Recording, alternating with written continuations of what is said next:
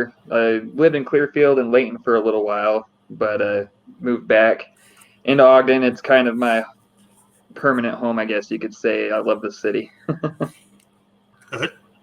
Okay. And you are preparing to run in 2020 for. And then once this election is over, once 2020 is over, then we're just going to hit the ground running on my campaign as well. Excellent. And so why don't you tell me a little something about yourself? I know where you're born. How old are you? What's your background? I actually just turned 29 last month. So by the time I'm actually running in the 2022 season, I'll be 31. The whole idea is basically let's get working class people into Congress. That's exactly what I am. I'm just a regular person, working class guy. For the last 2.5 years, up until April, I was working as a production worker for a company called Richard Manufacturing. We built mainly panels and cables and stuff like that for the military, for their aircraft. Okay. And so I did get a little bit of an inside view on contracting work for the military and, how expensive it is and why it's so expensive. And, there's a whole list of interesting things I could go into about just that one place. But main point is, I'm just a regular person, work regular jobs. I, come from a middle-class family. So I do have a little bit of privilege in that sense. But other than that, we're just regular everyday people. My dad, he worked from, he taught himself how to program computers, and then he got kind of lucky and got hired as a programmer for Intermountain Healthcare, worked his way up to be a senior software engineer. So our family did pretty decent. And then me, living on my own right now, I guess to say, like, without my parents' help, I wouldn't be doing very decent, but, so I'm lucky to have them. But I do, I understand the difficulty of working and trying to pay your bills and trying not to, seek help elsewhere. It's, personally for me, a little embarrassing to have to go to your family and be like, please, alms for the poor, I've been there. Oh, yeah. Yeah, a couple times in my life. So, yeah, I understand. Oh, yeah. If it wasn't for those boomers who actually, had opportunities, we would be screwed. Right? Yeah. It's like, as long as the boomers are being, generous, we're okay. Yeah, well, and our parents, were successful. Yes, if not, then we're totally SOL there, yeah. Yeah, I actually had to help my dad for a little bit after he had a massive accident and his Agent Orange caught up to him and stuff before. And he just happened to, him and my mom would be, well, he's dead, but my mom would be really poor now if it wasn't for the fact that the VA finally admitted that Agent Orange was evil and gave benefits for it.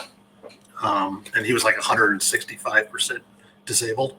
Oh, wow. So it's like extra benefits. Yeah. Because of Agent Orange. Yeah. So part of that settlement, he got a pretty decent paycheck every month, or he would have been screwed. My brother actually served 2 tours in Fallujah, and I was living with him about 6 or so years ago, and the VA screwed up his paperwork. So for 2 months, he actually went without income because he's 100% disabled. He's been through multiple IED explosions when he was in Iraq, and it pretty much liquefied the protective casing that's around our brains, our neocortex.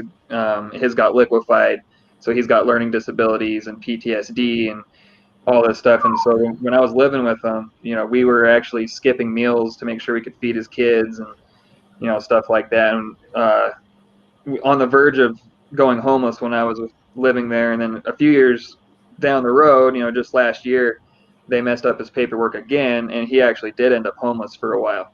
So that's another big, that was another big radicalization moment for me, was seeing how, personally witnessing how my brother was treated by our government when he came home, Oh, yeah. We didn't raise taxes or increase the VA when we went to war, those 2 wars. So everybody's like, oh, the VA sucks. Well, the VA sucks to a point because we didn't fund it. Yeah. I think intentionally staffed with people that will sweep stuff under the rug and stuff like that. That's not not an Yes. accident. The political aspect of the VA has always sucked. Yes. The administrators, the people that work there usually want to help, even if they only get the newbies usually. Exactly. You got to work with what you got. Yeah. I mean, they can only pay so much and so on. I personally, if everybody just had medical care, then veterans could go to the VA just for veteran issues, and that would take like a huge load off. They could just go to see their doctor to get their insulin or whatever's going on, or get like a card. Here's this card. You can swipe it at any doctor's office, and the government pays for it because I mean, we should have that anyways. Medicare for all would be like that, in my opinion. It's just choose whatever doctor you want, and then go get your treatment. Like Canada, and we bill the government. Yep. Yeah, that's exactly the government price controls and all that stuff. So that it doesn't get something the ACA didn't even remotely try to do. So let us legislators do the hard work, and then everybody else can just go see their doctor. Yeah, make it easy for everybody else. Yes, not try to pay a $500 or $1,000 insurance payment every month plus a $7,000 deductible, and I'm like, oh yeah. Would it be better just to save that $1,000 every month? Right. Well, and I got a fun story about just recently I actually broke my hand. And so I'm currently unemployed. I had to leave my job due to permanent neck injuries. It's not an ergonomic production job that I was working, so I had to unfortunately leave that job right at the beginning of this pandemic. And so I've been unemployed for a little while, have no health insurance. And when my hand got broken, I got my appointment set up. And the people called me to set up the appointment to get the cast and everything, and then they told me it's going to be $500 up front just to get in the door. That's not like they can bill you that. It's just to be seen. You got to pay $500 up front. I just got the rest of my bill for that appointment for another $336, and that doesn't include any physical therapy I'm going to have to do. That doesn't include, my subsequent appointments to get the cast off and get further x-rays done. I'm going to have to get the cast off on the 28th, get x-rays done, see how it's doing, and then get the cast put back on. And so there's going to be at least 2 more meetings with the doctor there, and each one's going to cost a minimum of probably $500, And but so when you're not working, that's not easy money. I'm getting $285 a week from the unemployment insurance benefit right now. All of my CARES Act money that I did have, I spent good deal of it getting my website set up, donating to causes, buying extra food for the house, and set some aside for bills, but that's almost gone already. It goes quick. People, even in Ogden, Utah, I'm sure cost of living has went up quite a bit. It's been steadily increasing. Me and my roommate were actually pretty lucky because we have a 3-bedroom townhome, and it's $840 a month. It's not fancy or anything, but I mean, we have a lot of space for $840 a month when you compare it to the cost of living in most places in Utah right now. You can barely get a 1-bedroom that's a crap hole in Denver for $840. Yeah, it's kind of like a legacy pricing, and it is a low income area. So it is set up to be for low income people and stuff like that. But yeah, they're kind of older buildings, and there's a lot of the appliances are really old, things like that. It's not like it's a fancy apartment or anything. No, but I mean, at least as long as it doesn't have roaches, bed bugs, or rats, I'm fine. Yeah, it's sure to clean. Yeah, it's at least clean, and we have our air conditioning and our furnace works, so we're good. There's one. Utah seems to, at least Salt Lake, did some major work with their homeless population, and it seems like Ogden has at least some low income furniture. So what do you see in Utah that's going to help you and the People's Party maybe get a seat or two? Well, I think the biggest thing specifically is the fact that Utah actually has a very high percentage of registered independents. And we do have a kind of a weird political dichotomy here where a lot of people are progressive on most issues. And if we can win them over on those issues, then I think we can bring a lot of people over. There are a few issues in Utah that, you know, we're pretty hardline conservative on, and with the majority of our population. For example, abortion. You know, that's like our big, you know, no in Utah, I guess you could say, because Utah was feeding Democrats consistently to the federal government for decades until Roe v. Wade happened, and then we took a sharp turn to the right. As a lot of states did. As a lot of states did, yeah. And on the fortunate side of things, Utah has been, I just, from what I've witnessed in my circles, and, you know, hopefully I'm not in too much of an echo chamber, but just in the places I've worked and, you know, just out shopping, you know, my friend groups and stuff like that, I've seen more and more people further and further. We're becoming less authoritarian. We're getting further to the left. I think a lot of people are really starting to realize that the economic situation might be good if you already have money. It might be good if you're in, you know, the old boys club, so to speak. But Utah is a right to work state. Utah has, you know, a ton of manufacturing businesses. We have a lot of small businesses. Utah does have a lot of good, you know, benefits for small business that I'd honestly like to see taken to the federal level. But like, you know, our working class people here in Utah, we're no different from the working class in California or New York or Texas or Florida. You know, it's pretty much universal across the entire country where people are sick and tired of having to work 2 or 3 jobs just to survive.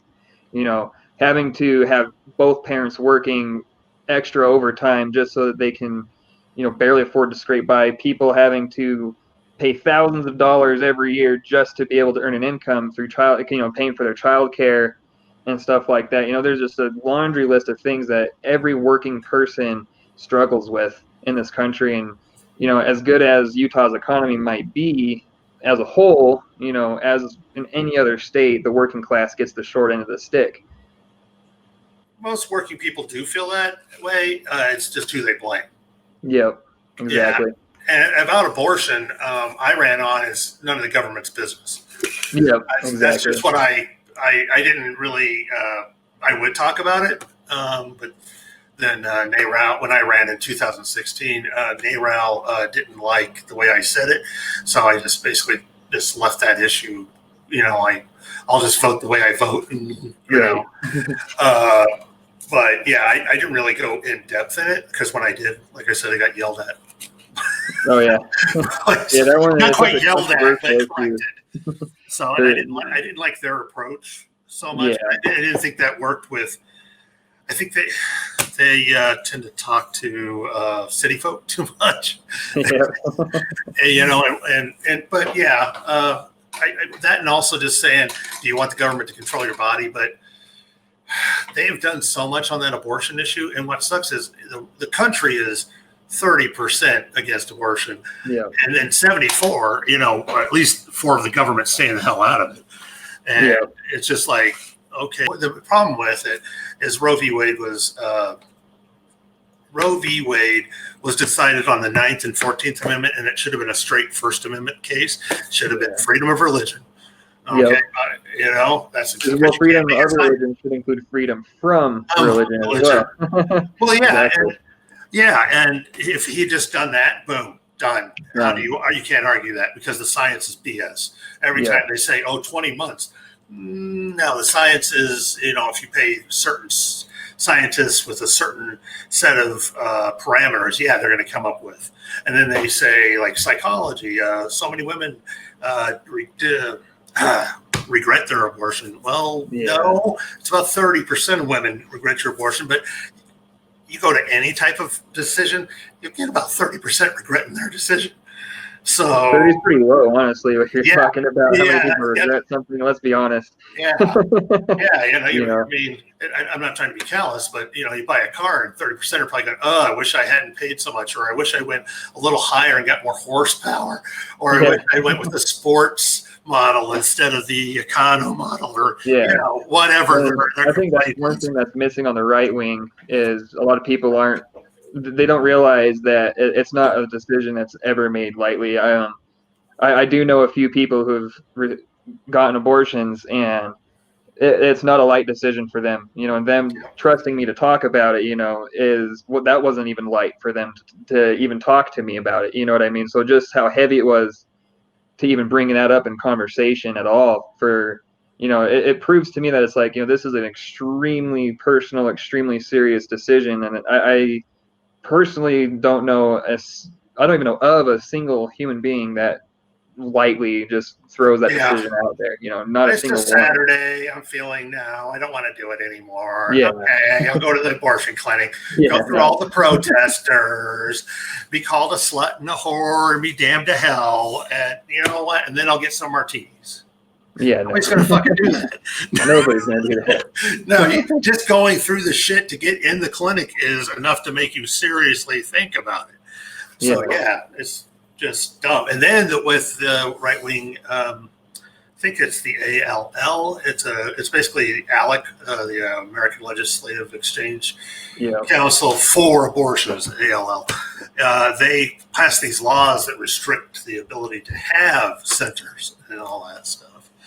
Yeah. I mean, I guess we're kind of lucky. Roberts loves corporations, but doesn't want the government. He's also kind of a libertarian. Right. And kind of doesn't want like the government, but we'll see how it keeps on going. It's like it's like every day's an election. So I think he thinks like when he did the ACA and said, yeah, that can pass. It's just a tax. You just call this tax, and it's constitutional. Say what it is. Yeah. Yeah. Say what it is.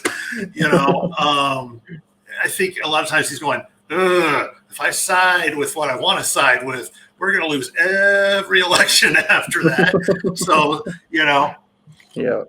Well, that's one thing that another thing I think will be an advantage for the People's Party is we're so far have been extremely consistent about stuff. That's one thing that pretty much everywhere, Utah, any other state, everybody's sick and tired of the platitudes from both parties. Just, you get these politicians campaigning on something, then they turn around and they do the exact opposite. My favorite is the Republican small business, or not small business, the small government line. We can't have this big government. We need a small government. All right, so then explain the $740 billion defense spending bill. What's small about that? Yeah. What's small about giving police more funding and more power and more protection? Because you're going to need bigger government to get that more funding and more protection and more power. And I think anybody paying attention, and obviously since there's so many independents out there, they understand that Nancy Pelosi just passes Trump's thing. In fact, she gave him more money for the military a couple of times. Yes. I mean, well, she signed the extension, the $50 billion extension for the DHS as Portland was happening. She signed that bill while Portland was going on. Authorized parts of the Patriot Act, also reauthorized or expanded them as Portland and all that were happening. And then I think people who aren't MSNBC fans or Fox fans, I think they're realizing the media doesn't cover shit. There's several major cities where there are massive protests happening, and you don't see jack squat about it. Nope. And that's what's kind of funny about this, because you go onto Twitter and you see some of these videos, and they've got 5, 6, 7, 8 million views a piece on some of these. And to me, I'm thinking, so, and then MSNBC and Fox and NBC, CNN, they all care about their ratings. If you're covering these giant protests, you're going to get ratings. People are going out of their way to get on social media specifically to find these videos. What the heck? But of course, mainstream media, they, MSNBC, Fox, they're all owned by the same conglomerate of people. They all, they don't want us to be informed about what's really going on. Because, heck, if we were really informed, the People's Party would have happened 30, 40 years ago. Oh, yeah. That is about the time that there was no proof that they listened to us. Yeah. About 1980, the amount that the Congress listened to the popular opinion was like almost zero. Yeah. There's a statistically insignificant amount of correlation between the people's opinions and what they're actually, how Congress is actually voting. Yeah, I think, we hear a lot about the Southern strategy on how ideologically there was a switch between the parties. And honestly, I think that ideological switch, it was performative, just like the last 40 years of the Democratic Party has largely been performative resistance. And I'm putting resistance in quotes there.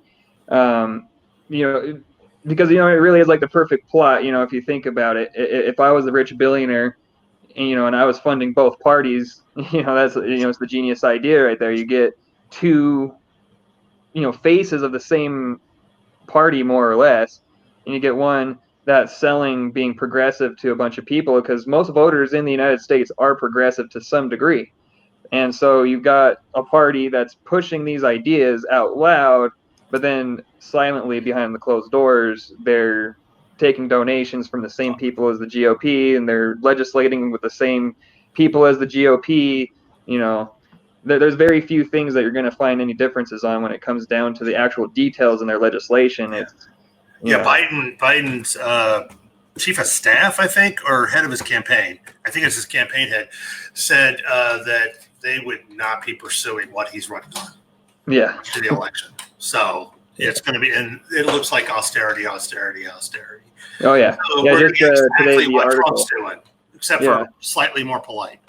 Yeah, I can't remember which media outlet released it, but it was talking about how he's saying, you know, the pantry is going to be dry when we get in office, so we're not going to be able to do much. And it's like, you know, I get the idea of, you know, we can't do all this deficit spending. You know, I get not wanting to bankrupt the government, you know, but a good way to not bankrupt the government would be to cut spending in areas where we don't need it. You know, we don't need a $740 billion defense budget when our, you know, it's like FDR said, you know, every bomb we build, or maybe it was Dwight D. Eisenhower, either way, you know, every bomb we build is food being taken off of a family's table. That all that labor that we put out to try to make our lives better is getting turned into bombs. It's getting turned into guns and bullets. And, you know, we're making a bunch of defense contractors rich, but the American people really don't have anything to show for all of that money and all of that effort. Yeah. I'll look that up. I'm pretty sure it was Eisenhower. Yeah. I know it was one of the two. Well, yeah, it had to have been Eisenhower, because FDR wouldn't have said it. He was fighting a war. He needed those. Yeah, true. That is true. I mean, he may have believed it, but he was fighting that war. How does the People's Party, if, as you've been talking to them and stuff, how do they think they're going to be able to stand up to Nancy Pelosi? Or, because, I mean, let's face it, the Democrats have proven that, especially with this convention, if you've been paying attention, that they're basically, eventually, either the Republicans are going to be the party of neo-Nazis, right, and the Dems are going to be the Republicans. Yes. So hopefully the People's Party has, you know, a good balance. Yeah. Well, that's what I'm thinking is we need to get like a wave of people elected in 2022, and especially in 2024. And when I mean a wave, I mean let's take over, you know, 25 to 33% of the House and the Senate. You know, if you look at Canada, they have three major parties, and their third major party came to being right around 1961. They started getting people elected.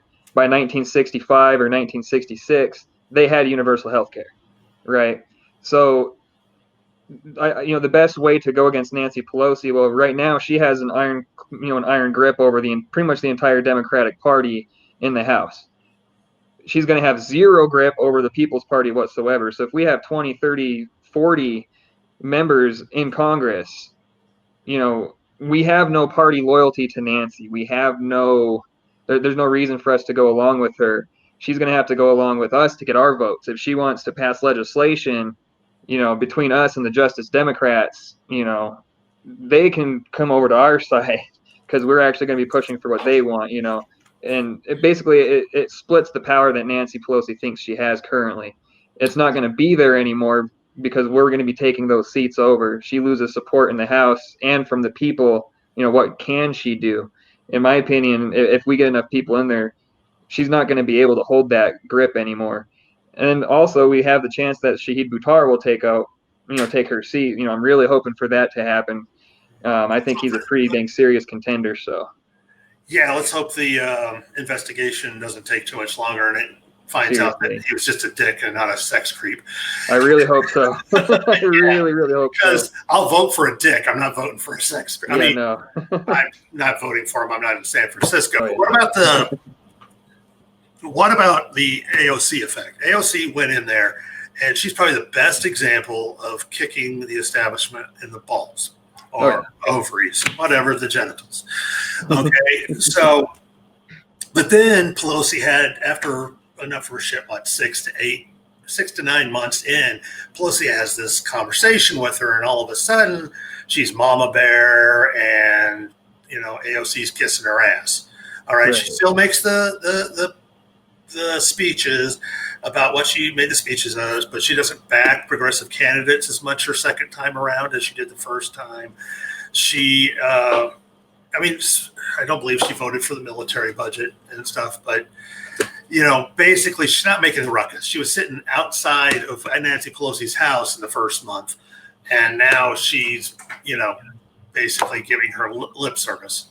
So, and in political politics, the Democrats have taken over progressive parties before.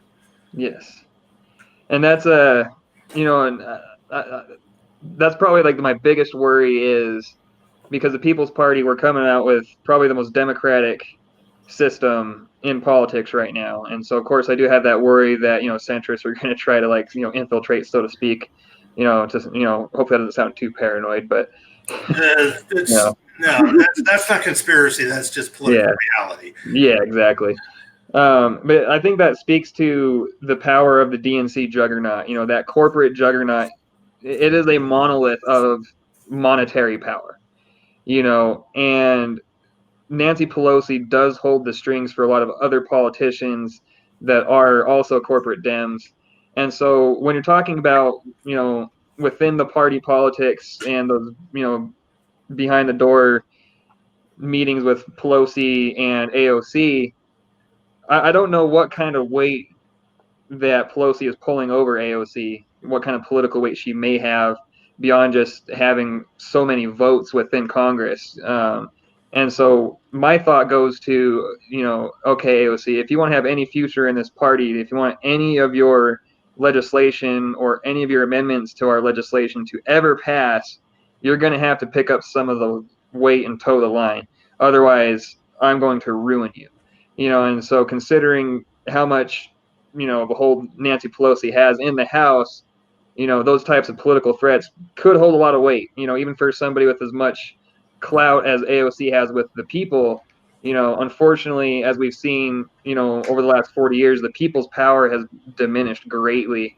And so with the People's Party, we can get, the goal is to get that power back into the hands of the people. And I think if we successfully get enough people elected to Congress in 2022, AOC, Rashida Tlaib, and Ilhan Omar, and the rest of the Justice Democrats, I think it would embolden them. Even if they don't switch parties, if they don't switch over to our party, I think it would at least embolden them to fight against the corporate Democrats with renewed vigor, because they would have support from our side. We're not going to be party purists like the Democrats and the Republicans. If you're pushing for legislation that's going to help people, then we're going to join in on that. We'll put in amendments if we have to. I do like that. If it's good legislation, it's good. It doesn't matter. I like the term nonpartisan. I hate the term bipartisan because it's still party politics. Let's get rid of that. Let's do nonpartisan bills. Just get rid of the party politics altogether. As Cristobal and other people have said, say yes when you can, and say hell no and fight when you have to. Exactly. Yeah. Okay, but here's one of the things I want to point out. You should, if you're really a person of the party, and admittedly, AOC had no political experience. I mean, she's smart as hell. Don't get me wrong. If you look at her accomplishments, she's got a brain. She does have quite the brain. Yeah, she's got a brain. It would take nothing away from that. But there's a difference between having a brain and having experience. Yes. And so you've got to go in there and you got to go guns a-blazing.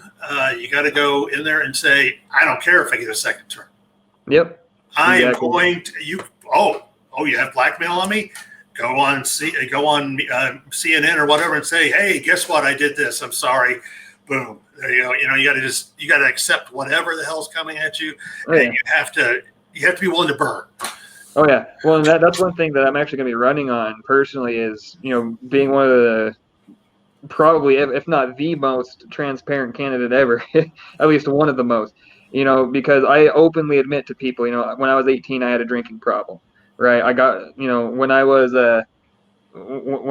in the midst of that drinking problem, I stole money from my own parents. I ended up going to rehab for it, right? When I was 17, I was a Republican who phone banked for John McCain, right? That was, as part of like a Republican youth program. I was phone banking for John McCain, the war hawk. You know what I mean?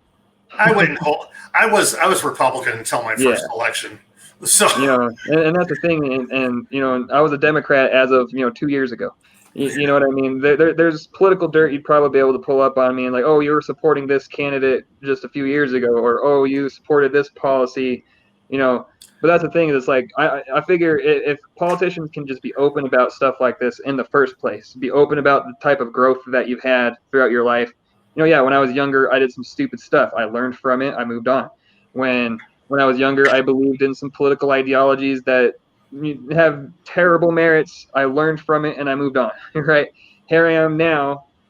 I don't drink more than a beer at a time anymore. If I'm at a barbecue, I might have a beer with my friends. Other than that, no more drinking. And I'm definitely not a Republican anymore. And well, I think that's okay. Politicians trying to bury stuff from their past. I think if you don't try to bury it, you be candid about it. If it's there's nothing serious in your past, you shouldn't have to bury it. It's nothing serious. We've all made mistakes. Go ahead and try to dig something up on me. It's nothing worse than anybody else. In the average population has done. You know what I mean? Because you've got politicians paying money to porn stars. Yeah. to hush them up, and they become the president. So, if people can get away with stuff like that, then let's just be open and candid about the mistakes that we've made, and then just learn from it and move on. Yeah, no, I completely agree. And I think it's different to change your political views in your 20s than it is to say, oh, you've been a Republican your whole life and blah, blah, blah. And then, you're in your 50s and 60s, and all of a sudden you're a Democrat and running for office. Right. Yeah, I was a 77-year-old segregationist, but, we'll push him left. We'll hold him accountable this time. Yeah, okay. That's just, people, whether we get Joe Biden or we get Trump, we get Joe Biden or Trump. Yeah. It's the same person, okay? Just different speaking patterns. The point-by-point analysis, whenever I have an argument about that, they can't argue unless they're for Trump. What's his campaign slogan now? Build back better, or settle for Biden. Yeah, settle for Biden. Literally thought that was a joke. I was with Ryan Knight on that one. He posted about it. He's like, I thought this was parody, and so did I. I was like, this isn't a joke? Wait. Ryan Knight, one of the people I do agree with at the People's Party speaking. I like Marianne, but her enthusiasm for Biden is a little... Yeah, I wonder about it. I wonder if she's genuinely enthusiastic about him as a person, or if she's just trying real hard to, play the enthusiasm card to just help win him votes to get out, just get rid of Trump. You know what I mean? Either way, I'm not too comfortable with it because, either she's comfortable with Biden or she's not being completely honest. And either way, I'm like, ew. Yes. Yeah. There's three speakers that are pretty going in for Biden. Nina Turner was another one. I think she's not like going all in or anything, but she has, No, she's like giving lip service. She doesn't really. Yeah. I have not seen her like campaign. Yeah, she's not like fangirling over him or anything. Yeah, no. She's like, well, yeah, I prefer him over Trump because she has to say that. Cornel West has come out and he said something fairly similar, like, we got to get rid of the neo-fascist in office, but then we also have to think real critical. What do we do about the neoliberal who's going to replace him? Yeah. So and that's honest. If you're going to vote for Biden, that's fine, but don't lie to me. Say, I'm a Democrat, he's a Democrat, or say, I just hate Trump so goddamn much. Yeah. That's fine. Me personally, those are legitimate reasons to vote. If that's the reason you're voting for him, I will accept that. I'm not vote shaming anybody. Just don't lie to me. I only fact shame people. If you're voting for Biden, hey, I'm not gonna get up on you about that, but don't if you're tell telling me me to he's ignore him, liberal or he's not racist or whatever. Yeah, So, the people that I have a gripe with are the ones who are trying to tell me that him and Kamala Harris are the most progressive, president ticket in U.S. history, and I'm just like, how can you honestly believe that? I mean, because I've seen it like hundreds of times on Twitter now. People are just like, "Oh, this is the most progressive ever." And because it's like, MSNBC says it, and they just suck it up. They just MSNBC said it. Oh, I must type that on my Twitter account. Yeah. We got the segregationist and the top cop of California. That's not progressive, people. It's not. Let's at least be honest. It's not progressive at all. Well, towards the end, I was going, and a lot of people were doing it. I said, Kamala is the most conservative on domestic, and Rice is the most conservative on foreign. Yeah. So, do you want to be screwed more on foreign, or do you want to be screwed more on domestic? If Joe Biden would have announced, say, Nina Turner. Shit! I'd be voting in a heartbeat, because we all know that in 2024 the VP slot was going to be, they're going to run for president. Fine. Yeah, I would be pushing everybody to vote for him, and I would be make sure Biden gets a lot of salty, fatty foods. That would be, in my opinion, honestly, it'd be that would show the Democrats, if they were to have done that, to push Nina Turner as the VP instead. They get to play their identity politics game, which we're all tired of.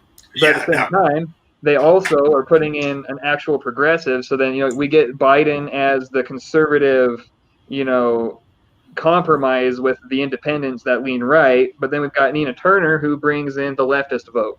If they would have done that, to have at least half of the ticket be supportive of Medicare for all, and someone who can actually be there to pull Biden to the left policy-wise. But that's the thing, is that Kamala Harris is just going to mirror him exactly on all that corporate policy. She just listens to whoever's in power. Yeah, exactly. Whatever's good for her is good enough for Kamala Harris. Exactly. And I think if we had Nina Turner there, they could play that as like, here's a balanced ticket. We've got, center politics and progressive politics on a balanced ticket. That probably would have won a ton of voters over, versus, oh yeah, let's just keep trying to call, moderate suburban Republicans and independents. And they had Republicans on their convention speaking. Yeah. Oh my God. Yeah, John Kasich. Yeah. John freaking Kasich, one of the most hardline anti-LGBT, politicians ever. And anti-abortion. Anti-abortion, big time. He's hardline, fully against abortion, 100%. There's not very many politicians that are absolute no exception against abortion, but he's one of them, as far as I'm concerned. As far as I've been able to tell, I haven't seen any reversal of policy on that from him. If there is, then I'm wrong. Someone please, correct me on that. But as far as I have seen, he's, a fully anti-abortionist. Like, he doesn't want any of it at all under any circumstance. So it's like, why? How can he be speaking at that convention is beyond me. Like, that blew my mind. Yeah, I mean, these aren't Republicans that like switch party to Democrat. No, they are hardcore Republicans. Yeah. And, I mean, how can anybody not see that the Republican and Democratic Party are merging? Yep. When the Republicans are just going, Trump is just a fucking buffoon. Yeah. I can't stand that shit. I'm going to go with that guy, because they're only going with that guy because he's everything they want, or 99% of what they want, but he's not a buffoon. Although Biden is a buffoon, just not a Trump-level buffoon. Yeah. It's like you got, like silly comic book level buffoon with Biden, but then Trump is just like, he's actually dangerous.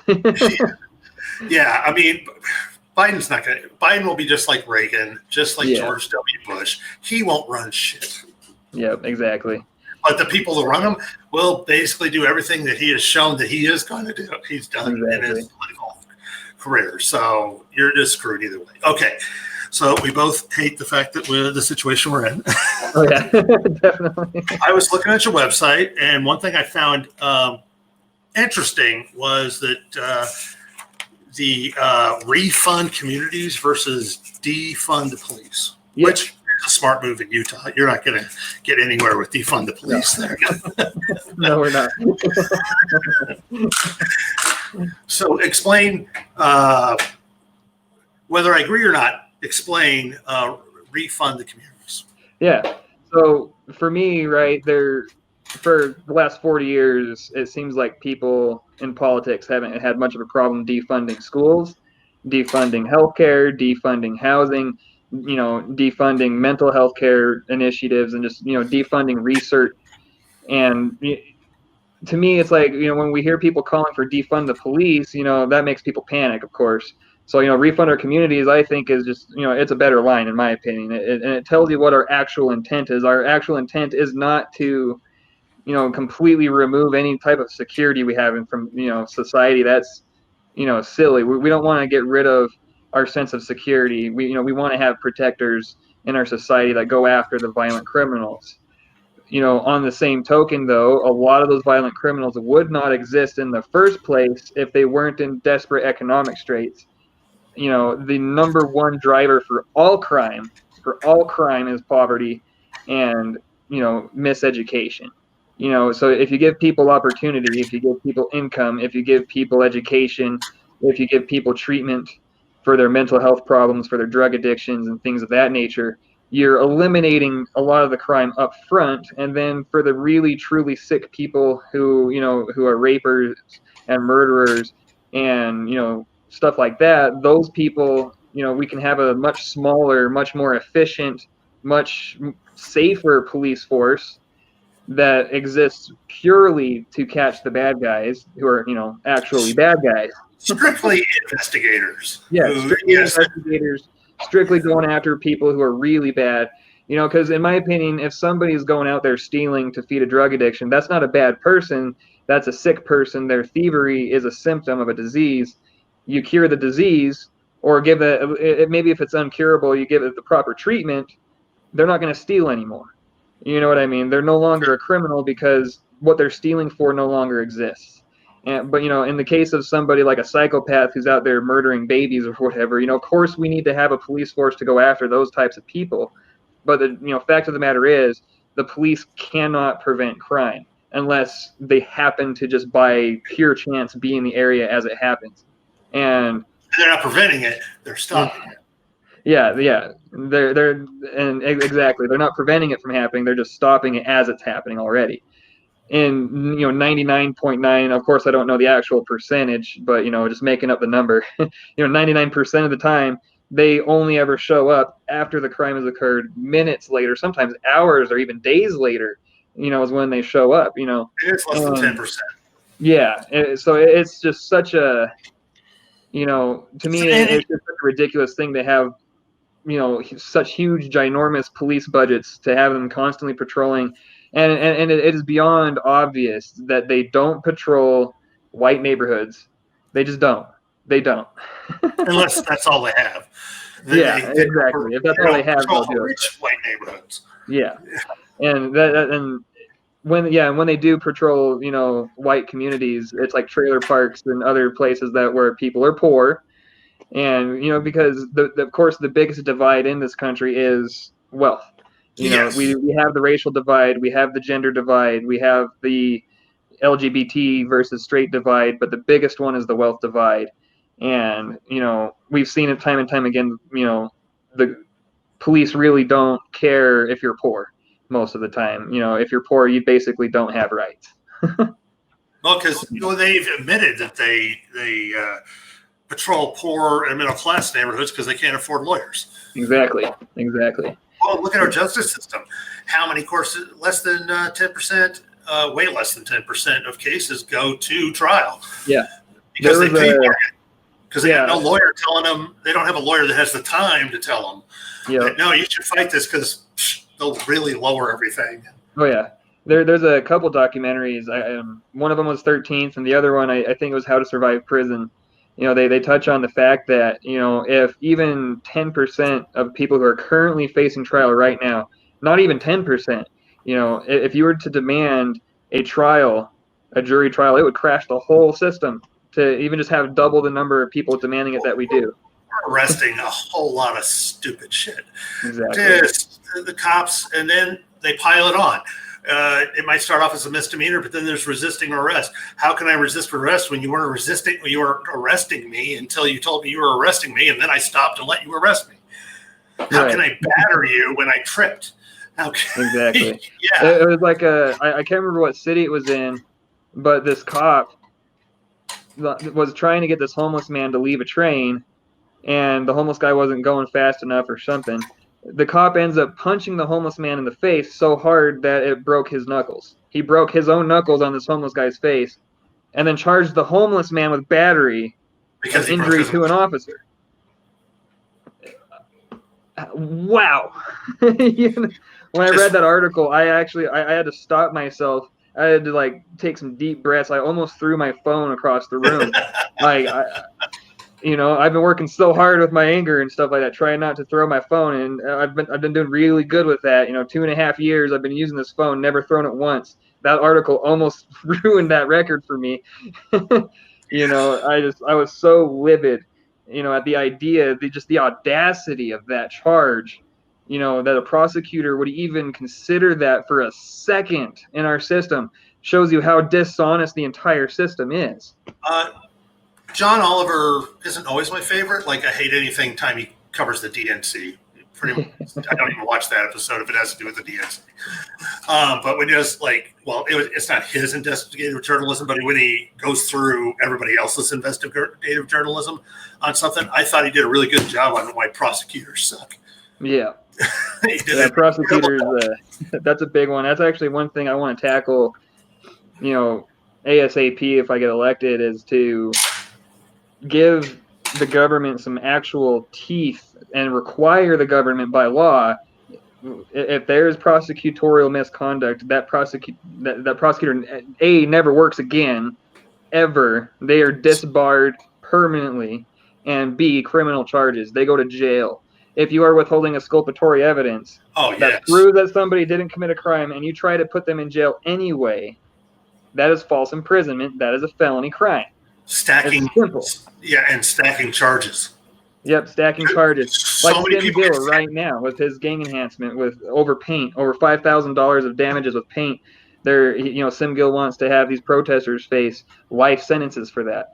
I mean, and they're protesting him, so like instantly it puts that, it's a conflict of interest for him to be the prosecutor, for him to be involved at all. And on top of that, he's using a law intended to curb gun violence and using it over $5,000 in paint damage. That is, to me, like that. I mean, it's made world news. I hate when Utah makes world headlines like this. Yeah. Because I love my state. I love my home. I love this place.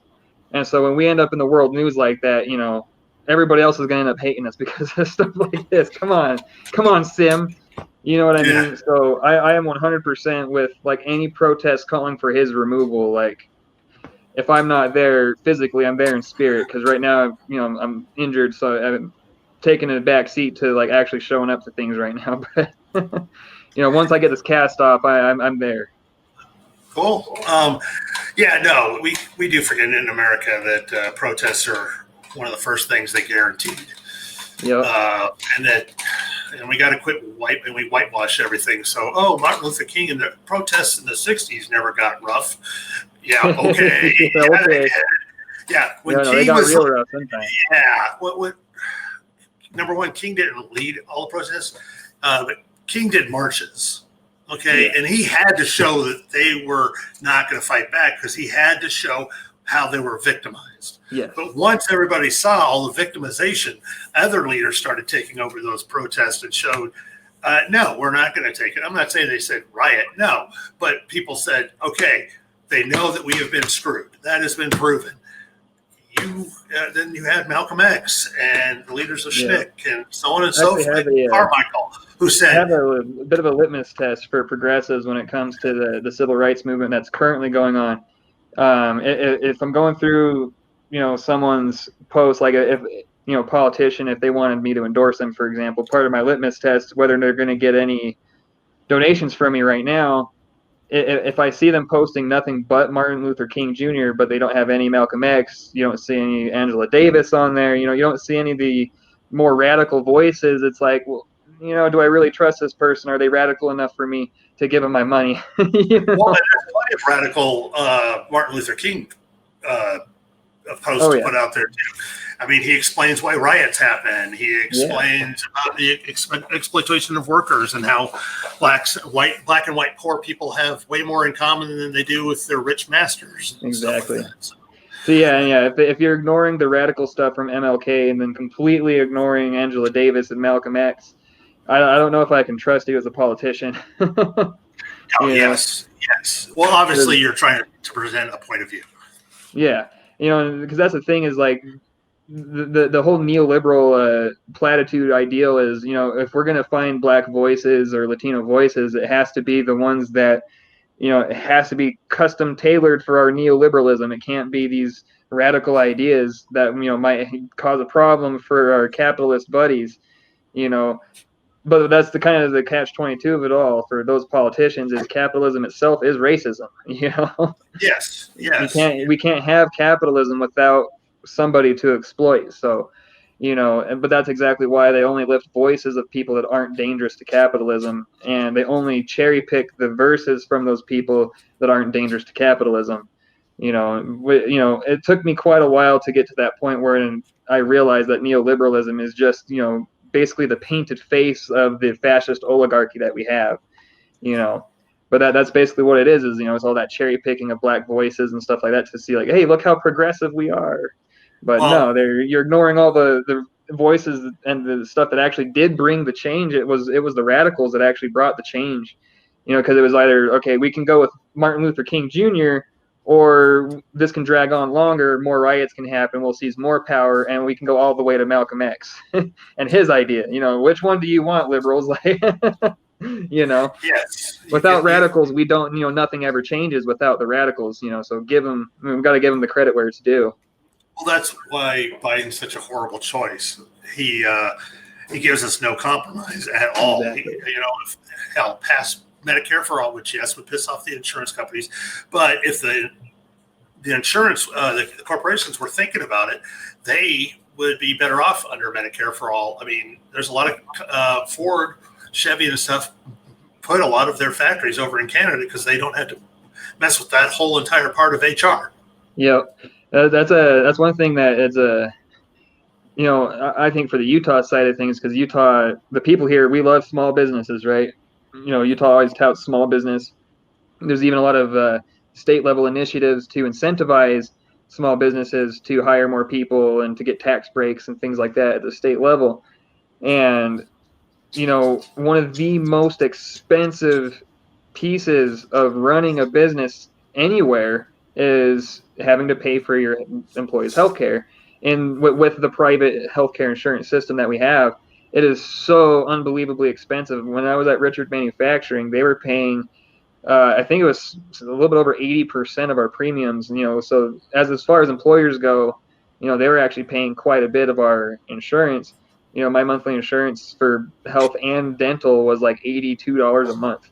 And it was pretty decent coverage, $1,000 deductible for, just the individual, and it's full coverage, real pretty dang decent coverage in general. And, but that's a really rare situation, even in Utah, it is extremely rare to have that low. Everybody I've talked to during that time, when I told them how much I was paying for my insurance, like everybody's like, what? Their jaws would just drop, and then you think of how much Richards is paying for each employee to have their insurance, even with their discounts for buying in bulk and stuff like that. I mean, it's, for a company of 50, 60 employees, it's, tens of thousands a month, Yeah, well, and here it is with Medicare for all. It's basically 7-10% per year tax, and it only goes up when you pay your employees. Yeah, exactly. So you can plan exactly. You're not just a whim of some CEO who wants to make more money or needs to improve his stock. Exactly. So, I can't remember where I saw it, but there was an article I read. I'd have to look it up, but it was talking about the billions of dollars that we are essentially, it was an argument for Medicare for all, and it was talking about we waste hundreds of billions of dollars every year just in pure profit for healthcare insurance companies, dividends for investors from pharmaceutical companies, and manufacturers of medical equipment, hospitals, all that stuff. Like the private investment side of things, just in dividends and capital gains and people trading their stocks, you know, all of that money is basically coming from us paying to get medicine for our suffering, and it's hundreds of billions of dollars every year that we don't have to spend if there was no profit motive. Yep. And I mean, in the amount that it would increase for paying employees a little bit more money would not even come close to even touching what we would get rid of that. Yeah. I mean, and then advertising, don't really have to advertise if it's a government program. I mean, when it rolls out, you do, but you know, and as soon as, the budget gets hit, then everybody else is going to, go, oh, don't spend any money on advertising. Whoa, hey, you just saved money. So I would like to say, look up MMT and really pay attention to how it talks about the budget.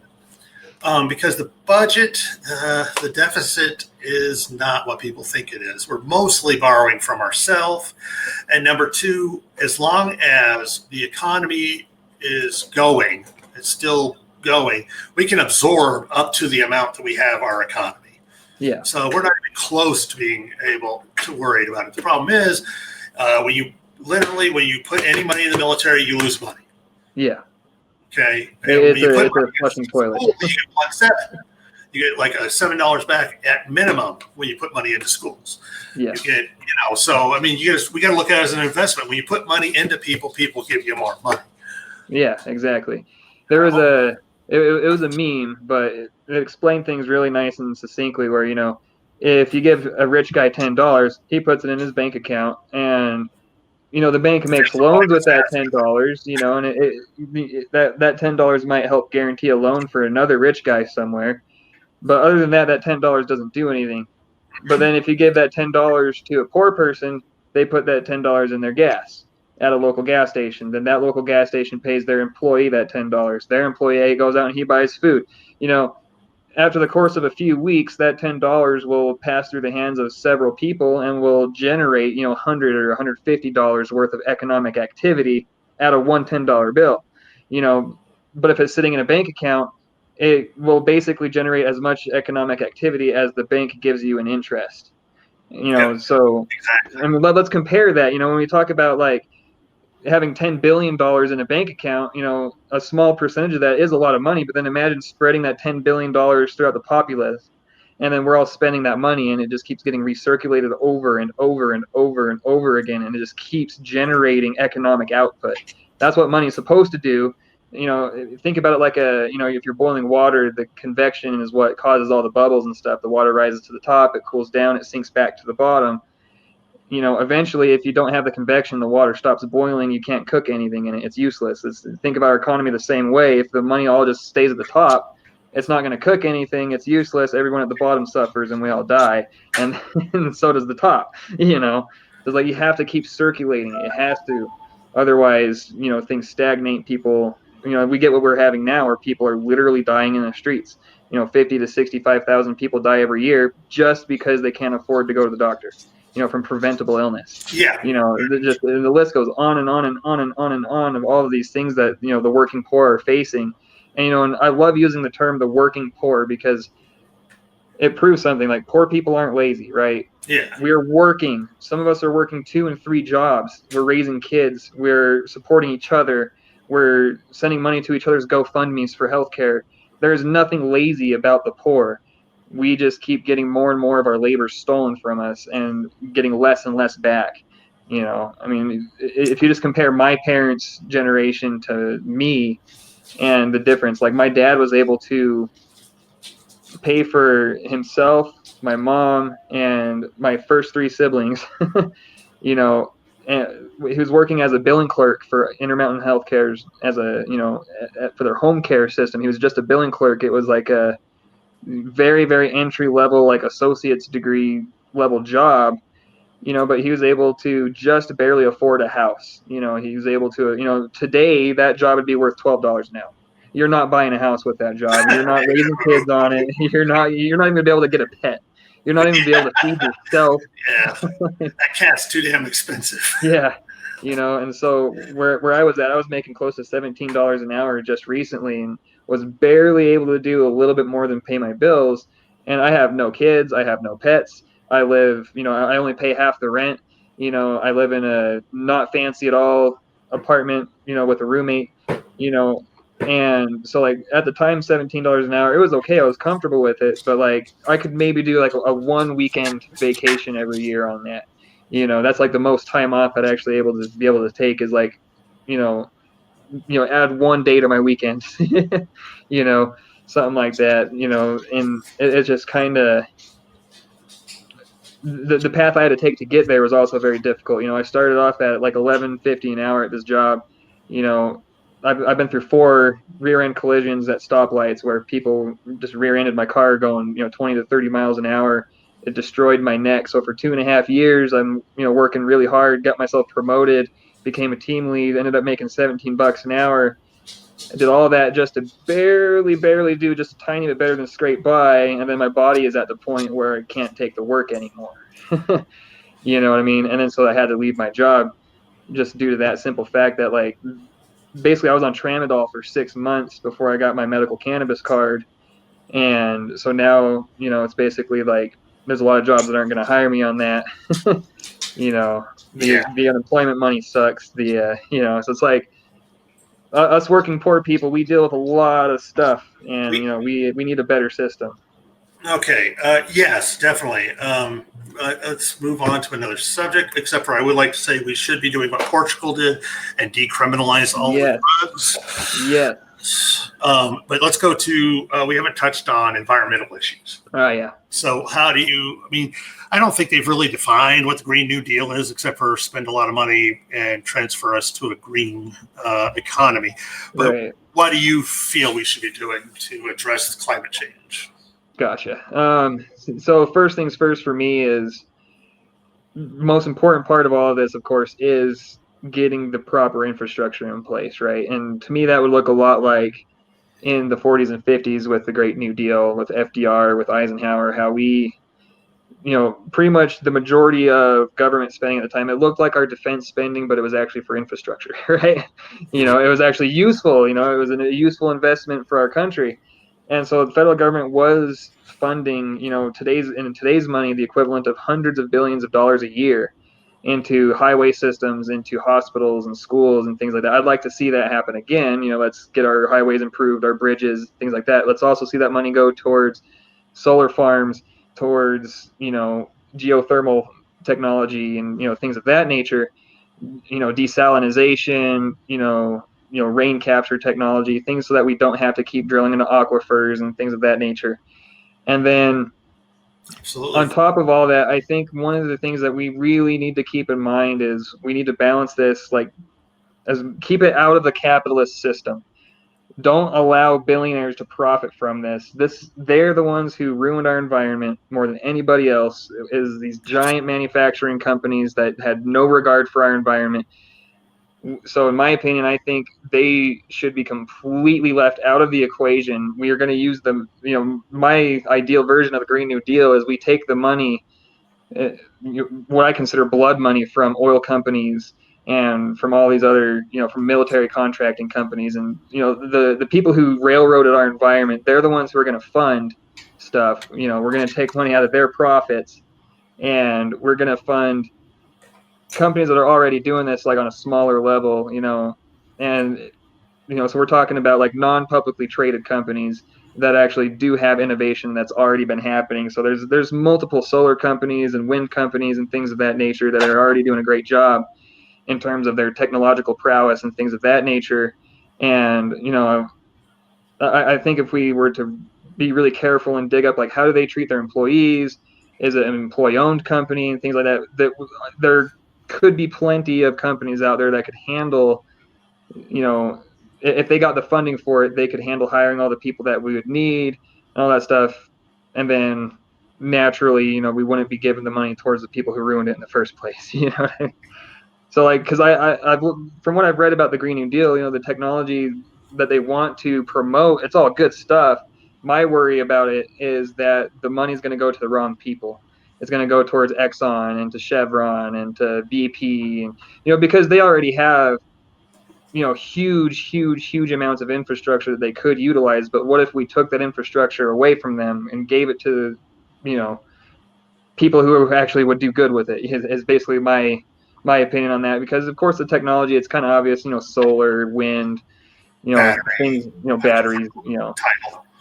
And another thing I also want to see taken care of is we need to work on supercapacitors and battery technology to get lithium out of the equation, because mining for lithium is even worse than drilling for oil.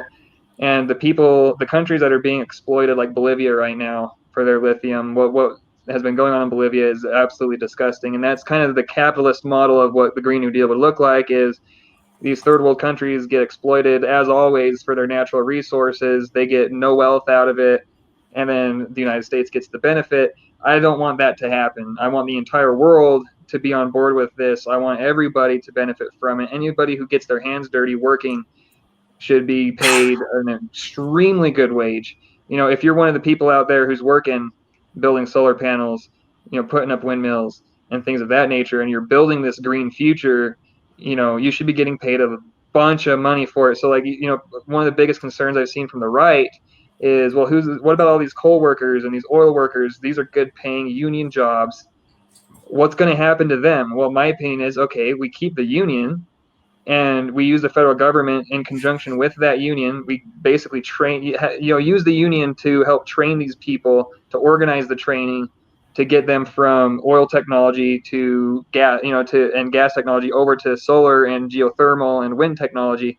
Because if you've got the hand skills, the muscle memory to turn wrenches, to fix wires, to do all that stuff, the knowledge base and the skill set to do that can easily be transferred. I mean, just me personally, as a production worker, as somebody who's worked in electronics for most of my adult life, I've worked in multiple different kinds of industries where I had to switch up my skill set in different ways, but that core skill set of what I'm doing with my hands is basically all the same thing. You're using the same tools. A lot of it's the same logic. A lot of it's, if you're a welder, you're a welder. Pipe fitting and welding pipes is no different than going vertically with a windmill. You know what I mean? You're going in a different direction. You're going up instead of side to side or whatever. But it's basically the same technologies, the same methods and stuff like that. It's all very, very similar. So on the level of like, what about the workers? Well, easy. Just train them to build different things, Okay. and then pay them to be trained. Feed them a fish while you teach them to fish. There you go. Actually, that's kind of what I ran on in 2016. Yeah. I'm the most fracked county in the country. Yeah. The most fracked county in the country. You wouldn't think that'd be Colorado, but it is. Right. And and you got to be good with it. You can't just set up a fund for the training. That's bullshit. You've got to have a solid plan.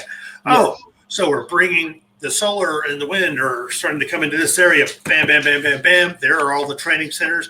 You show up, you get trained, you sign up, show up, get paid, and get trained at the same time. So, exactly. So, and are all the workers going to do it at the same time? No. Some of them are going to, why would I risk this great job I got here? But there's going to be ones that go, that's just going away. And they're going to switch over.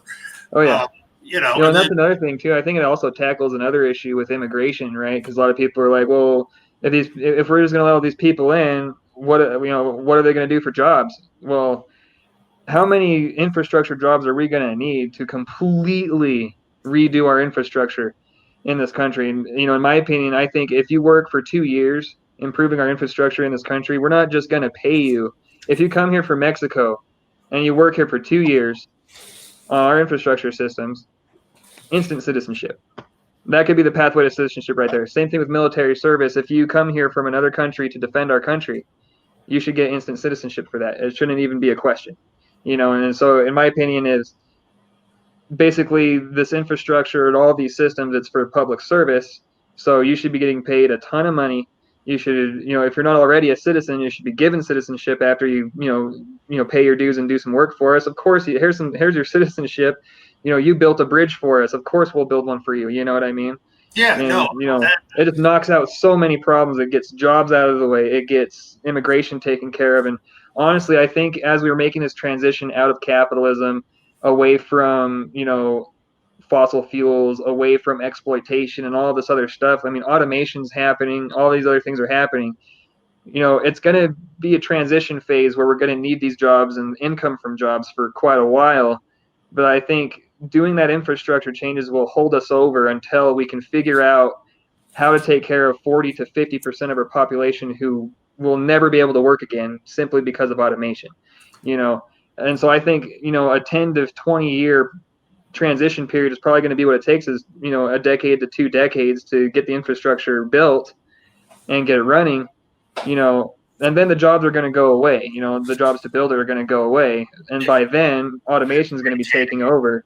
But I think having those jobs there for the 10 or 20 years will give us enough time to figure out, like, okay, here's how we're going to approach things in the future, because we are now in a post-scarce automated society where most of us aren't even going to be able to work anyway. So, but I think a lot of these things we're going to be able to figure that out along the way just because of that Green New Deal. There's different estimates all across the board on how many jobs that would provide, but I mean it's even the most conservative numbers, it's in the millions. So I think it's not only necessary for the environment to have that, but I think it's gonna be what tides us over until we can figure out the best way to do a universal basic income and things of that nature. Okay, I was going to ask that. Number one, some countries have actually put limits on automation. Like India has banned driverless cars because so many people in our economy and their economy make money from driving stuff Right. around. The automated trucks, I mean, you don't have to get rid of the automation. You can just make sure that they have to have a human there Yeah. to watch it. And just stuff like that To watch over it. there's Yeah. still going to be a higher level unemployment. So here's the thing. Which do you think is more important, a jobs guarantee or UBI?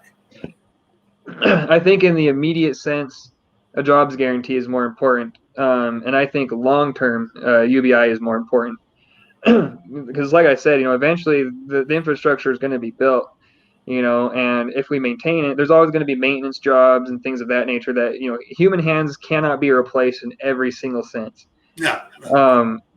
But no matter what we do, automation's coming. And so in my opinion, I think what automation, if we had everything with the sense of, okay, let's focus on the necessities first, and let's focus on, everybody has what they need and gives what they can, just like that whole idea. In a post-automated world, the idea should be that this automation makes life more comfortable for everybody, whether you're working or not. And so that's when UBI is going to be essential. Like, we're not going to be able to do without it. I think right now we can do with a federal jobs guarantee as long as we have proper safety nets for the disabled and for for people who are transitioning from between jobs. We do need those safety nets no matter what. But then I think, and I also think during this pandemic, we definitely need a UBI as a stopgap right now because of the pandemic. Oh, But once the pandemic's over, we're going to need to hit the ground running. Canada did like that. Oh yeah, it was like within I think it was like a week and a half or something. Like they had it passed out of committee, and a week and a half later, Trudeau was signing the papers. It was so quick. It was just, here it is. If you care about here's the problem with the American economy.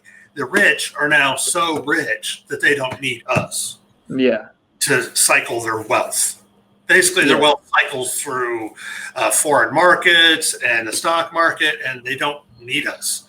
It's just as easy for your wealth to cycle in India or China. It actually might even be better depending on what your investments are, because if you're doing international investments, you don't want your money in the United States right now. It's your money is it's not a good place to hold it right now.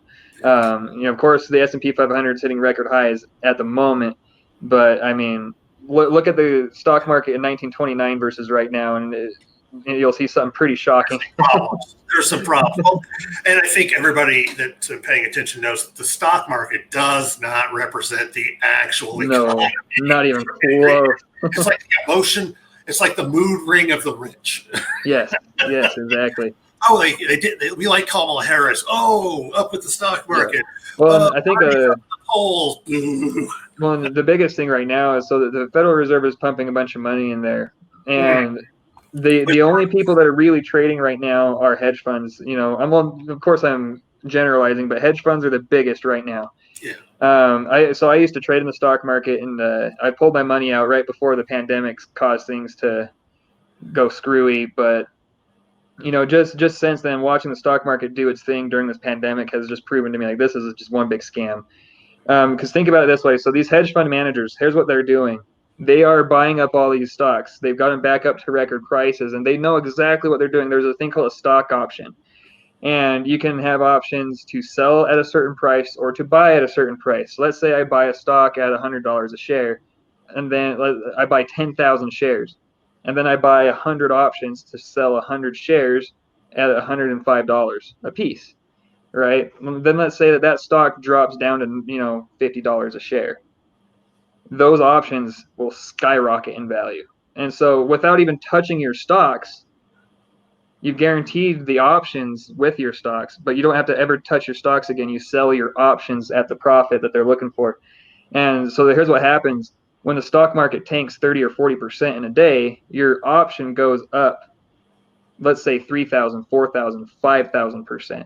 And so these hedge funds, when the rest of the stock market's going up 20% a year, they're only going up 9% a year. But then when the stock market crashes, if they go down at all, which they usually don't, it's by a very tiny amount. So like Berkshire Hathaway, they're probably not going to lose any money at all. They're probably going to continue steadily gaining throughout this pandemic, and all these crazy dips that you see, their stock's not going to see it. Their personal funds aren't going to see it because of those options. And for some people, for like day traders and swing traders, like this is how they get rich. They pump these stock values up, they buy the options, they let the stocks get dumped, and then they just watch their option value skyrocket, and it covers the losses in their stocks and then some. It's a complicated thing. It's ridiculous, but there's a whole reason why it's so complicated. It's another way of pricing working people out of those riches. It's another way of keeping us out of the old boys club, out of the decision making, and out of the angel investment markets and other things like that. Because if you want to make $5 million overnight in the stock market, that's how you do it. But you have to have money to risk up front anyway. Yep. If you don't have money, it's hard to make money. Exactly. The strategy I just described, it wouldn't be worth even trying to use that strategy without at least a couple $1 million in a company's stock. Well, because if you don't have a couple of $1 million, you're going to screw up the first time and not have any money to do it. Exactly. Exactly. You win once with one of those things, and it's like winning the lottery. I played with options a little tiny bit, and I turned $20 into like $100 a few times. I'm doing that, and then subsequently lost, that $100 trying it again. You gotta really, you gotta really weigh your pros and cons when you're doing that. I haven't actually done that, but I do have a thing in my Roth that if the economy, here's the problem I wasn't thinking of that I now know. It is what says that our economy is going into a recession, because my thing was supposed to go cash only. Right. If it was going into a recession, which, I mean, the stock market's, doing its thing. But I mean, most Roths and 401ks and all that stuff have lost like a third of their value. Yeah. So shouldn't that have triggered that? I didn't think about what they do. I should have gotten a exact definition of recession. Right. So a recession, it depends on who you ask, but most sources, they'll tell you it's 2 consecutive quarters of where economic growth goes negative. So basically, we're just basically talking it's 2 or more consecutive quarters where the economy shrinks a little bit. And when they say the economy shrinks, we're basically just talking about the level of profitability has shrunk, you know. And so when you hear about depressions, it's more than just shrinking profitability. Now people are going out of business and things are real bad in a depression. And with a recession, some people might go out of business and stuff like that, but it's a lot more rare. Usually with recessions, it's basically just like you could even say that reduced profits are a recession because it's talking about the growth is going negative. It doesn't mean that the profits are gone. It just means that their growth and their profits are shrinking for at least 2 quarters. And a lot of people get confused, and this is another reason why I think the stock market's kind of hanky, is investors are always going off of the future, not off of what's happening right now. And so right now, for some reason, there's a lot of optimism with the stock market that, you know, after 2020 and 2021 Fed's putting a shit ton of money into it. Yeah, exactly. And, you know, honestly, it's funny, though, because it is 100% misguided optimism. And it blows my mind that because people are making big moves. Like, we're talking about people that have huge money, you know, and I think they are aware of what's coming. They're aware that the big crash is going to come, and they're just basically taking advantage of the current situation with they're called the bull market people, you know, the optimistic types, you know, they saw that big, huge loss in the stock market and they thought, okay, that was it. That was the market correcting itself. We're good now. But the problem with that is the reality of the economy hasn't actually caught up yet. And the same thing happened. This is why I said a little earlier. Look up the stock market in 1929 and compare it to our charts in 2020. They look almost exactly the same. You see this very sharp drop and then a very sharp climb back up, followed by, you know, this up and down thing where for a while it just slowly goes down and then it has another sharp spike down. And it was like that for the next 5 or 6 years until we started you know, the Great New Deal and the New Society and things of that nature. You know, until the government got really serious about deficit spending, our economy was in shambles. And that's what that's what irks me a lot about the Biden campaign coming out saying, well, the pantry is going to be empty when we get in office, so it's more austerity.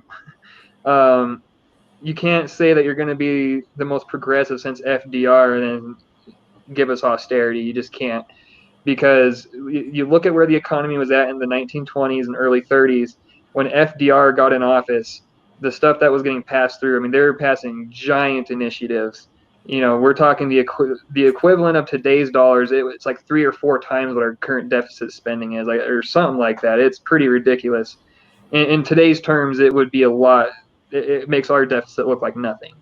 You know what I mean? And so this people freaking out over, well, we can't give $3 trillion to the people in 1 year. Why not? We gave $4 trillion to corporations in the same time period. You know, if we would have gave that same $4 trillion to the people, it still would have made its way up to the top, but it would have hit multiple people before it got there. You know, it would have improved the lives of everybody before it got back to the top. Well, and that's why the money really doesn't exist so much as it's a concept. Yeah. It's an abstract that we've turned into paper. Exactly. Actually, we've taken it off of paper more and put it into digital, so it's all abstract again. Well, and here's what's even fun with that is, like, now we're getting into cryptocurrency where it's even more digital. Nobody even knows where it comes from. I'm not a huge crypto guy. I did some investing in that, and I don't like unregulated markets. Yeah. Rich people get rich, and poor people get fucked. I mean, every now and then, the one good thing I will say about a unregulated market, there is the chance for the cowboy. Yeah. The person who just rides it. That's a rare SOB. Yeah. that guy does not show up every day. I have it's like a two-pronged approach where it's like, if you aren't hiring anybody and you're, you know, basically everybody follows basic rules on the environment, right? We don't dump toxic stuff anywhere. You know, we properly dispose of things, great. But I think as long as if you don't hire anybody, you shouldn't even have to register your business. You know what I mean? I think the moment you start hiring people and paying them is when you need to register, you know, or if you have to dump anything, then when you go to the place of dumping, then you're signing a piece of paper or whatever. Then you can prove, like, okay, yeah, when I do my dumping, I'm doing it right. You know, protect yourself, protect your small business, whatever, you know.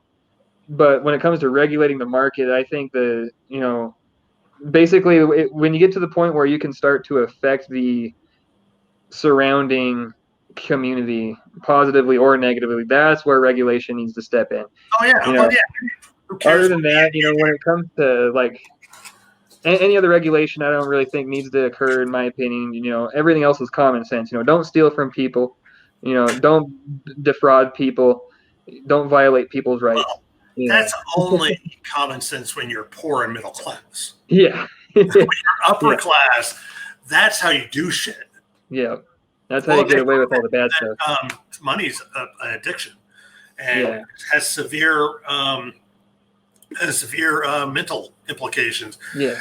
And the only way to combat it is to surround yourself with regular people. Yeah. And no, not your executives, but like your janitors. And shit like that. Well, so I have a kind of a crazy concept. I actually want to abolish the minimum wage, but not in the sense of the Republicans. You know what I mean? Because my thought on that is, let's say, it's post-automation, we get that out of the way. We've got the UBI. Everybody gets, let's say in today's dollar, indexed to inflation, of course, we get $2,000 a month in today's money. And I want to start a small business, right? So I use what little savings I do have. I start a small business, and I need some help. So I can't pay my buddy $20 an hour to do it, right? But I can pay him $3 an hour, and if he wants to come over and work for me for $3 an hour, he should be allowed to do that, and I should be allowed to pay him that. But neither of us is going to go hungry because we've got the UBI. If my business fails and goes under, then it's okay. I'm not going to starve. I'm not going to be homeless because my business failed. I can actually try again with a UBI. It allows people to start small businesses and not have to worry about going hungry. And at the same time, any money that you make on top of that's going to improve your life. And so, like, if I want to go work for a profitable business where I don't like the work, but I get great benefits, I get paid $25 an hour on top of my UBI, then great, that's worth hating my job. But let's say that my best friend starts a business and I would love working for him, $3 an hour. I'm happy to take $3 an hour. And then on top of that, we add a nice little thing called, a wage cap. You cannot, the top paid employees cannot make more than, say, 10 times or 20 times as much as the bottom paid employees. So CEO, if you want to make $1 million a year, then your bottom paid employee is $50,000 a year. Yeah, you know what I mean? Well, also, instead of, even if, let's go with your scenario. I'm not sure I dig the whole $3 an hour, but let's go with that. It's more of like a throwdown. I'm not too serious. Like, I'm not like gung-ho about that idea, but I like it just because the sense that it would literally open up the doors for anybody, to start a business. And the federal government's not breathing down your neck saying you have to pay this guy more than your business can afford to pay, because that's how businesses get in a lot of debt, is having to guarantee wages. If you got rid of the minimum wage but had a universal basic income and a wage cap on executives, that might fix the problem. You add Medicare for all. Yes, that's also, you got to have the UBI. You got to have Medicare for all. You have to have those things first. Countries that have a Medicare for all have more small businesses because they can skip around and stuff like that, and that expenses cost because you pay in taxes. Well, if you're starting a business, when you first start that business, you ain't paying a dick. Yeah, exactly. But what I was going to say is you might want to try a co-op. Yeah. Turn your small business into a co-op, and then your friend, maybe he's making $3 an hour, but he's got a part of the business. Once you start making money, he's going to start making that. You get kind of like how Winco does it. You start at Winco, you get a decent, you might get a decent wage. Their baggers make, like, I think right now it's like $11.50 or $12 an hour to be a bagger or a cashier. But each paycheck, you get a little piece of the ownership. You get an actual piece of the company. Is Winco in Utah? Huh? Is Winco in Utah? Yeah, we've got a few. We've got there's one actually in Ogden. So bad. They skipped Colorado and went to Texas. Oh, dang. I'm like, why don't you just keep the line going? Yeah, keep going straight. Bring them here first. Yeah, Winco, I think, has a great model. I think their CEO, last time I read about it, was several years ago, but their CEO was making like $175,000 a year. I mean, that's more than a comfortable wage, but you compare that to like Walmart CEO or, Sam's Club and, Home Depot and pretty much any other big retail business, their CEOs are in the millions or even tens of millions per year, but yeah, the CEO of Winco, one of the biggest, grocery distributors on the planet, he's making a six-figure salary like my dad makes. You know, he's a upper middle class salary, not this 1%er salary. And in the meantime, he has cashiers and baggers that have been with the company for 20 years, and they don't want to get promoted. They enjoy being a cashier, and because of their employee ownership in the company, they have more personal wealth than the CEO of Winco. I would love to see that on a countrywide scale, like every business having something like that. You work for this company, of course you should get a piece of the pie. That was actually one thing I love that idea.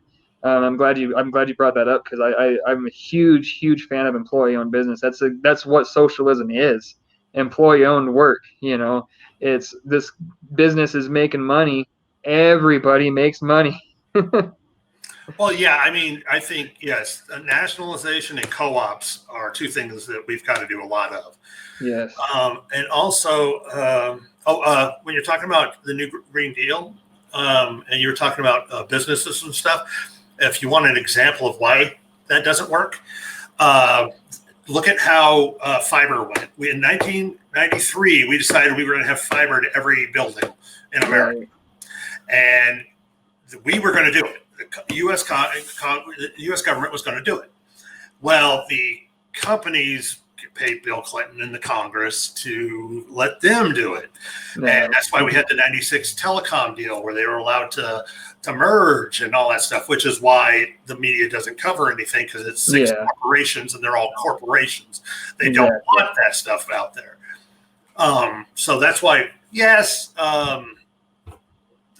ratings are important, but the corporate policies and stuff like that also are more important. But anyway, it's still now, and I live in a new development. It started in 2006. Why it would have been so easy to have the vast majority of which was supposed to be done in 2010. It would have been so easy just by, you're building something new. We're replacing a line. We're, whatever is, Hurricane Katrina happened. Well, I guess we're replacing all that old crap with fiber. Yeah. Whenever something needed to be replaced, you just replace it with fiber. You just go out with fiber. And they would have like 80% by now, because America is boomed with the real estate and the insane building and all that stuff. Yeah. So, and then you have a small fund to bring it out to the other places where it wasn't there. So and we're still so lagging behind, and 5G is crap. Okay, I'm sorry, people. 5G is not fiber. Fiber is like a Lamborghini, and 5G is like it's a smart car. It's like exactly a smart car. You can't fit everything you want in it. It goes barely the speed limit. It crashes and you're dead. The Mercedes or the BMW. I think they're Mercedes. Even though it's Mercedes, they still suck. So I mean, I'm a big fan of the idea of going wireless as much as possible and all that. But you're absolutely right. We need fiber in buildings. That's one thing I was thinking is, like, with the Green New Deal and everything. In my opinion, nationalizing as much infrastructure as possible is step one, of course. But then it's like, who do we have building this stuff? And it's like the people who are already doing it, in my opinion, might be a good choice if we're going along with the idea that it's employee owned. It's you're not getting a government contract for this if you're not an employee owned business. It would be my opinion. You're not going to get any of this money if the workers aren't the ones benefiting from this first. You know what I mean? And if you look at Germany, the rich are still rich. Yeah. But when they have those co-op businesses, the rich still own like 50%. Yeah. And then like the managerial class owns 10, and then 40% is the workers. And that's basically how they do the votes.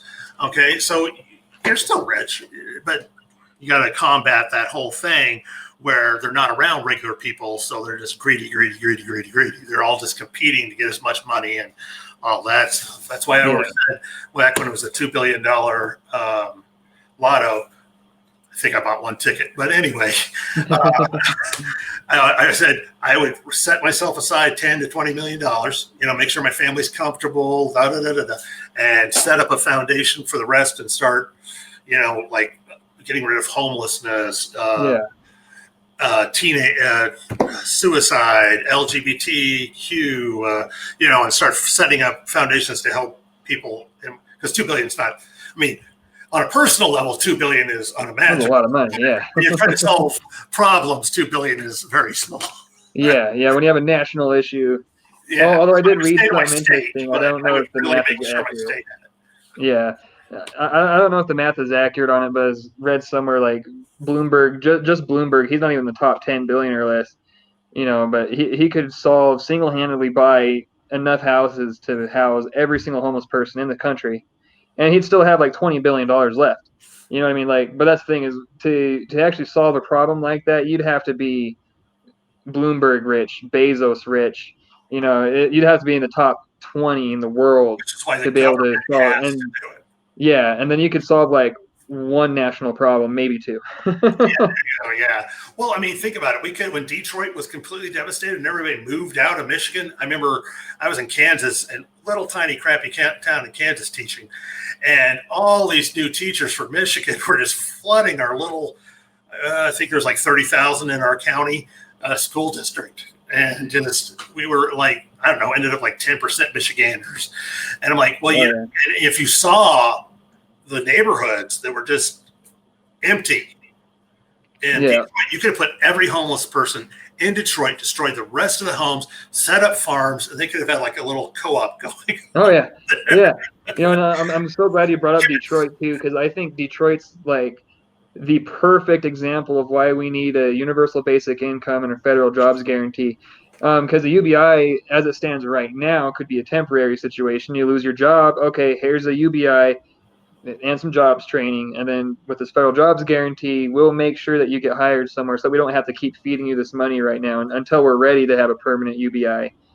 But then that's the thing, though, is like that federal jobs guarantee. If we had that and some form of like federal universal basic income, even if it was just for unemployment, and we had Medicare for all, Detroit would not have been decimated. It just wouldn't have happened.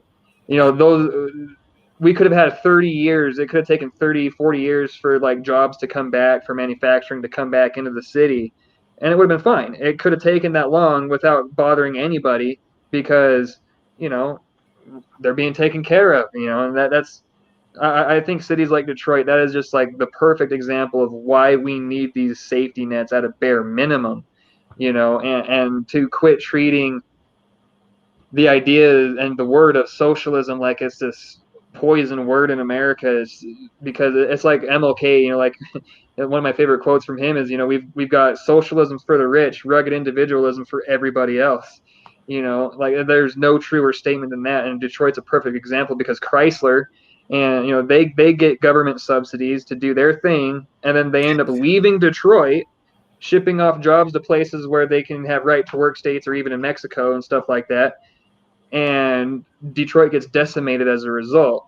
But then, a couple decades down the line, in 2008, we have the housing market crash, and Chrysler gets bailouts because they can't pay their debt. And so it's like, so they get to decimate an entire city, and then years later, they get the bailout from the government. Like, are you kidding me? Like, nah. Yeah. That's why we need, back to what the People Party might be able to do for the country. That is a big piece of it, is who's going to get bailed out when economic trouble hits, because it's going to happen. We're going to have natural disasters. Countries are going to have their own disasters, and it's going to hurt our economy. We're going to take hits no matter who's in government. Things will happen. Well, but who's in government and how they respond to those things is what's going to be the difference. And so we get people like myself, with the People's Party, we're going to do things quite a bit differently. If a bailout needs to happen, the money goes to the people. It's not going to go to corporations. Not from our pockets. If it goes to a corporation, it's because mom and pa went to the corporate store to buy something with the money they got. That's how corporations get money, is someone chose on an individual level to go shop there.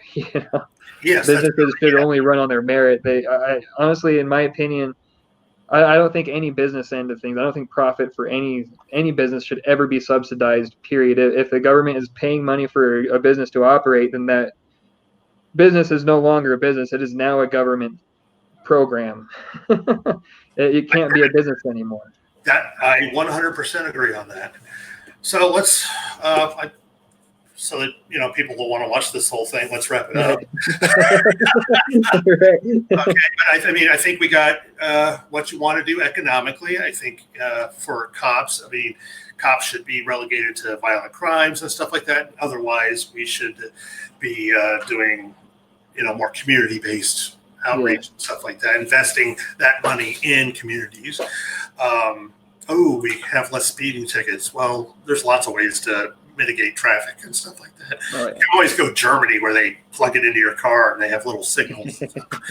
I'm not exactly for that, but I'm not for your car insurance if you drive like a butt. Yeah. We'll just jack your car insurance up. There you go. Yeah, you just carry a little app. Yep. You want to drive like a moron? All right, then it's $300 more a month. Oh, okay, yeah, and I think I like a lot of your policies, but everybody should, of course, decide for themselves. Yes. And I'm really hoping to see you back again once your campaign actually starts. Oh yeah. And maybe after it starts, after the convention, all that stuff. So get a little update. It'll be a much shorter interview then. Oh yeah. But I wanted people to get to know you. That's the whole point. I don't consider this an interview, actually. I consider this a conversation in an interview style. Yeah. Interviews are a bit more formal. Yes, definitely. Yeah. And hopefully I got right behind me a big box of green screen stuff. I just have to, I didn't have time before this to set up. I got two programs set up. I got one for live streaming and one for editing. So, yeah.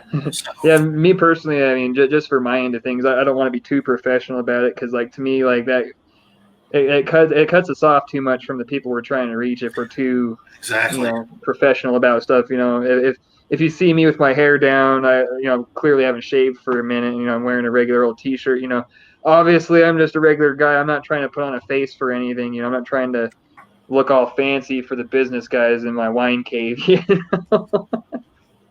Yeah, and do some protecting him with that. A lot of business in California is done in wine caves. Yes, that's why California's fucked up.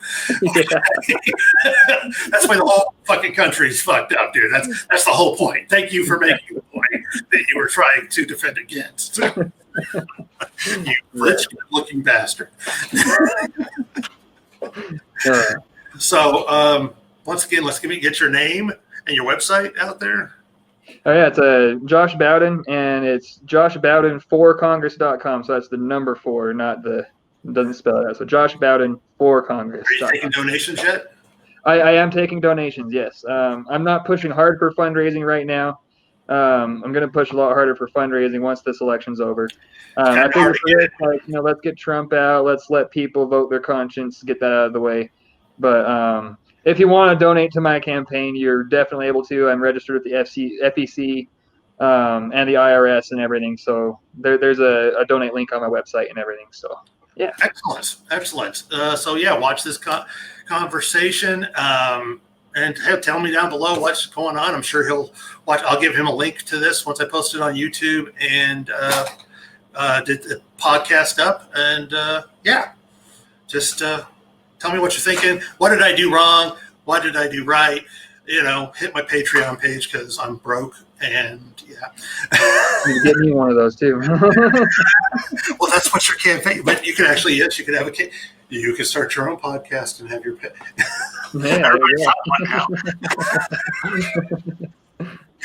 Okay, so I think that should be it. So stick around and we'll talk for a second and see you guys.